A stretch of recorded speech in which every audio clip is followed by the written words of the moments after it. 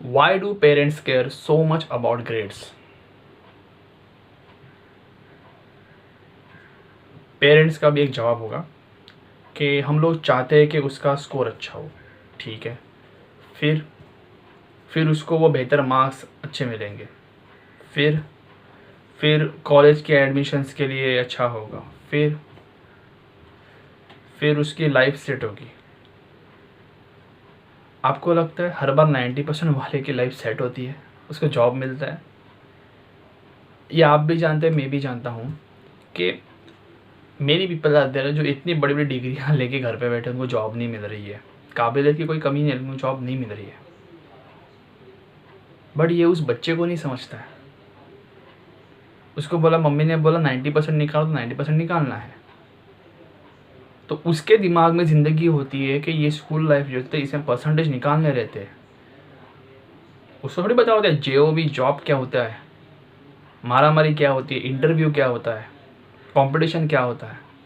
उसको सिर्फ पता है 90% लाओ, 85% लाओ, and then you need to progress with it. और मान लो कभी बच्चा फेल हो गया तो पता है उसको घर आने में भी डर लगता है, आपको बताने में। माय डियर पेरेंट्स,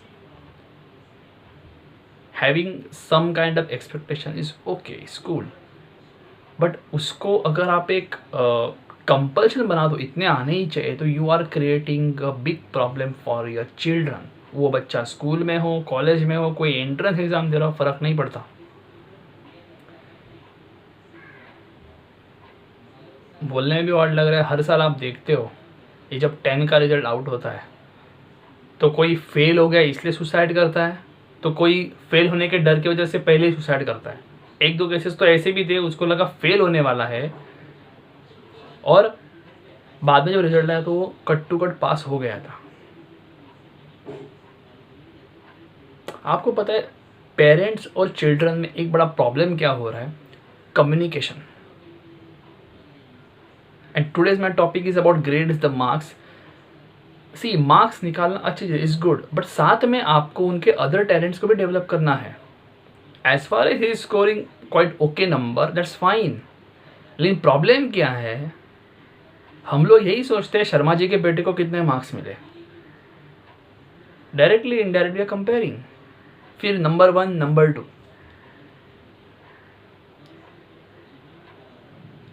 कुछ पेरेंट्स ऐसे होते हैं जिन्होंने खुद कभी जिंदगी में 90% निकाल लिए, वो लोग भी अपने बच्चे से ऐसी उम्मीद लगाते हैं। कुछ लोगों का कैलिबर नहीं होता है, doesn't matter, because grades don't decide the entire future.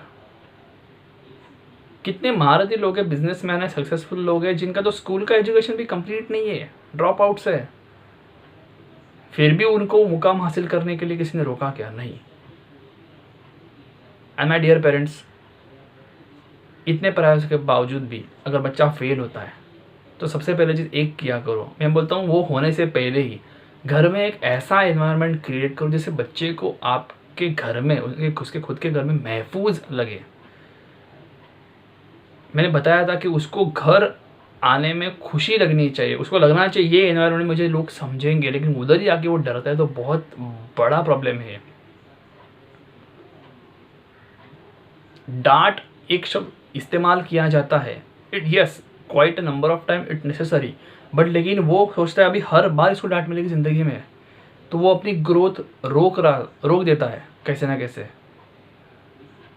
कभी आपने उसके साथ बैठ के बोला कि बेटा टेंशन मत ले, एग्जाम में कुछ नंबर कम भी आए, कुछ नहीं, बिंदास आके हमसे शेयर कर, हम लोग गुस्सा नहीं होंगे, हम लोग उसका प्रॉब्लम का सॉल्व निकालेंगे।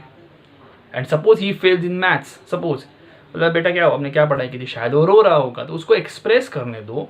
एंड उसके बाद उसको, अभी देखो मानता हूँ कि चलो आप x² y² नहीं सिखा सकते मैथ्स का, चलो ये भी मान लेता हूँ, तो what you can do, you can take closer and ask him कि बेटा इसके लिए भी क्या अलग से प्रोफेसर हम लोग करें, कुछ क्या प्रॉब्लम से आपके, हम टीचर से मिले। इससे क्या होगा पता है, बच्चे को एक अच्छा लगेगा कि आप लोग उसके लिए एक सोल्यूशन निकालना चाहते हो वेरी पोलाइट वे से। इसका उल्टा पार्ट लेकिन दिखाई देता है बहुत सारे घरों में, तेरे लिए मैंने 2 ट्यूशन लगवाए, तेरे लिए मैंने वो फीस भरवाई, फिर भी नहीं किया तूने। बच्चा एक तो ऑलरेडी डिप्रेशन में है, एंड इफ़ यू सी इसकी वजह से कितने स्टूडेंट्स को मैंने देखा है ओवरऑल दे सुसाइड। उनको वो हार जमता नहीं है। एंड ये और एक चीज़ होती है इसमें, कॉम्पिटिटिव एग्ज़ाम्स जिससे वो जुड़े हुए उनको ज़्यादा पता होगा। सिंपल बैंक वगैरह के जॉब करने के लिए एंट्रेंस एग्ज़ाम होती है, उसमें नहीं होता तो उनको बहुत टेंशन आता है। फिर घर वालों के ताने, क्यों? आप लोग उनको सपोर्ट करो। If you always expect marks to be there, no. Marks yes एक क्वाइट नंबर आपको हेल्प करती है, लेकिन अगर आप उसको ज़िंदगी और मौत का सवाल बनाओगे तो बहुत गलत है। This is completely wrong I would say. आपने कभी अपने बच्चे के साथ बैठ के बोला कि अच्छा बेटा तेरा वो टैलेंट है, तेरे को उसमें इंटरेस्ट है, क्या कर सकते हैं? बेटा क्लासेस ज्वाइन करेगा। जाहिर सी बात है वो उसको उम्र सोचता नहीं है। लेकिन घर पे कोई रियलिटी शो में उसी के उम्र का बच्चा एक वायोलिन बजा रहा है और मास्टर है उसमें वो, तो वो देखने को आपको मज़ा आता है। लेकिन घर के बच्चे में जो टैलेंट है वो देखने का आप इंटरेस्ट नहीं लेते। You can not give excuses कि यार मैं जॉब से आ गया, क्योंकि वो आपका बच्चा है वो। It's yours. अब इसको और शब्द में क्या हो, इट्स योर्स। ये छोटी छोटी चीज़ें होती है जिसकी वजह से पेरेंट्स और बच्चे में फ़र्क होता है, और फिर वो अडल्ट बनता है तो डिफरेंसेस बढ़ते हैं।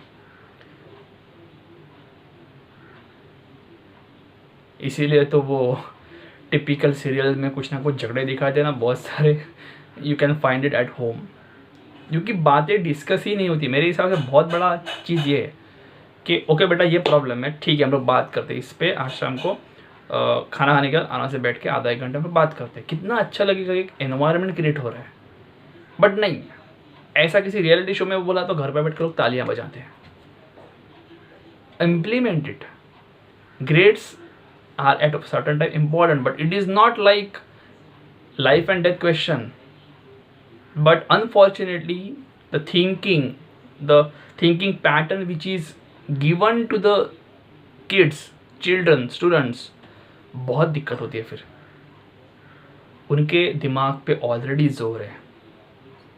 उनके दिमाग में क्या चल रहा है पता है? वो 6-7 सब्जेक्ट्स, स्कूल है या कॉलेज है तो स्पेशली स्कूल को बोलूँगा मैं, मैथ, हिस्ट्री, साइंस, सिविक्स, तो उनकी ज़िंदगी उधर तक ही है। हमारी भी उतनी ही थी, हमें क्या पता था जॉब जो भी क्या होता है, ऑफिस जाना, ये वो चीज़ें।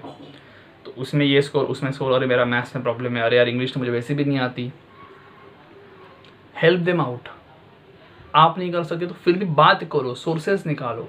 मेन चीज़ क्या बताए, आपका बच्चा आपके साथ रहेगा। इसको मैं एक ही लाइन में कह सकता हूँ। So support your kids, love your kids and treat them like a diamond. हीरा है वो, उसका ख्याल रखो। आज नहीं तो सही, कल ज़रूर चमकेगा। Thanks for watching. Thank you.